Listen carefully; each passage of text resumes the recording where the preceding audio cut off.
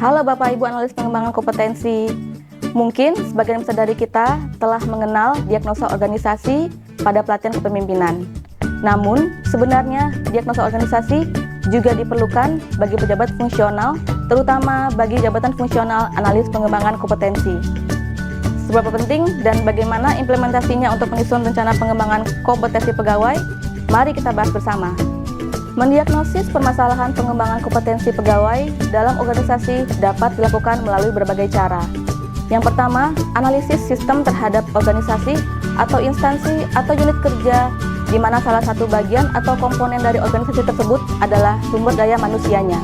Yang kedua, berbagai teknis analisis manajemen dapat digunakan untuk mendiagnosa organisasi seperti yang pertama, McKinsey dengan 7S, yang salah satunya adalah staff, yaitu sumber daya manusia organisasi yang merupakan aset untuk terus ditingkatkan kompetensinya.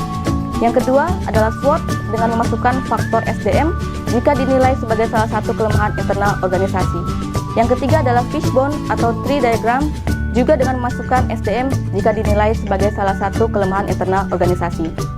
Dan yang ketiga, bahkan kita juga dapat menggunakan hasil PMPRB atau penilaian hasil pelaksanaan reformasi birokrasi di mana SDM sebagai salah satu komponen pengungkit kinerja dan manajemen SDM aparatur sebagai salah satu dari 8 area perubahan.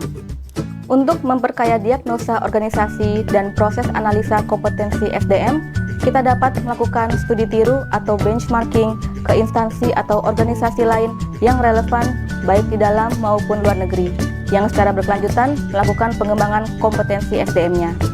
Setelah kita mengetahui kompetensi SDM bermasalah, selanjutnya dapat dilakukan analisa antara lain dengan yang pertama, analisis gap kompetensi, yang kedua, analisis kebutuhan pelatihan, dan yang ketiga, analisis biaya manfaat.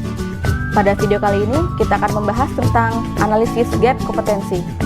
Teknik ini digunakan untuk menilai kesenjangan antara kompetensi yang dimiliki oleh pegawai dalam suatu unit kerja atau organisasi dengan kompetensi yang dibutuhkan sesuai standar kompetensi jabatan atau sesuai dengan tujuan, visi, dan misi organisasi.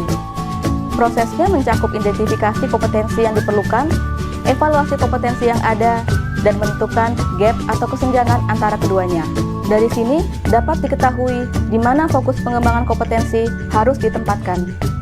Analisis gap kompetensi adalah proses untuk mengevaluasi perbedaan antara kompetensi yang dimiliki oleh individu atau sekelompok dalam satu tim, unit kerja, atau organisasi dengan kompetensi yang diperlukan untuk mencapai tujuan yang diinginkan. Berikut adalah tahapan dalam analisis gap kompetensi secara umum. 1. Identifikasi kompetensi yang diperlukan. Langkah pertama adalah mengidentifikasi secara jelas kompetensi yang diperlukan sesuai dengan standar kompetensi jabatan atau untuk mencapai tujuan atau visi yang telah ditetapkan. Tahap identifikasi ini mencakup antara lain pemahaman tentang tugas-tugas, tanggung jawab, dan kriteria sukses dalam konteks tim, unit kerja, atau organisasi. 2. Identifikasi kompetensi yang dimiliki.